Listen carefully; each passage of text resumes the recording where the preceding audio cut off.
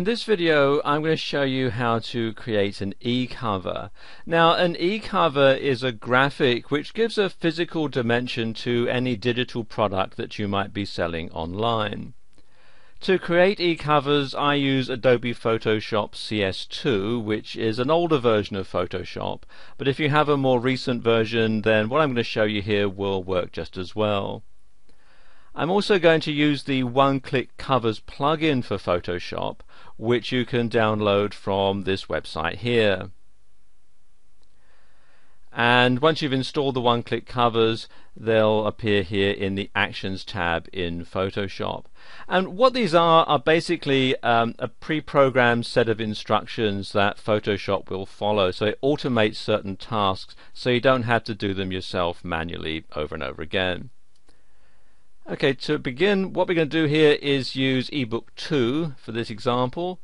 So the first thing to do is select the start line here and then press on the play button, which you'll find down at the bottom here. So press on play and you see this opens up the basic e-cover shape. All we have to do now is add in our graphics and so on. So what I'm going to do is just pause the video while I do that.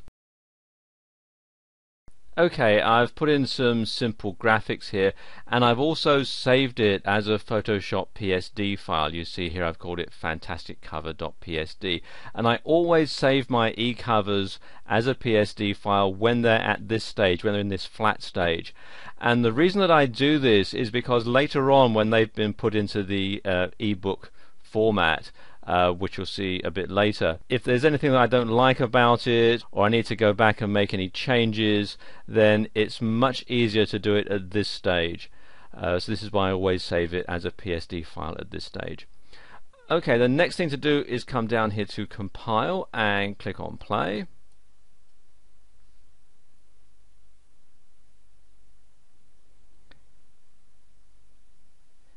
And you see Photoshop does all the work in the background to turn it into an e-cover like this. And then finally what I need to do is come here to finish and again click on play, and that trims it down to the correct size. Now I need to save it so that I can incorporate it into my web page, and for this I'm going to use the Save for Web function. So come here to File, Save for Web,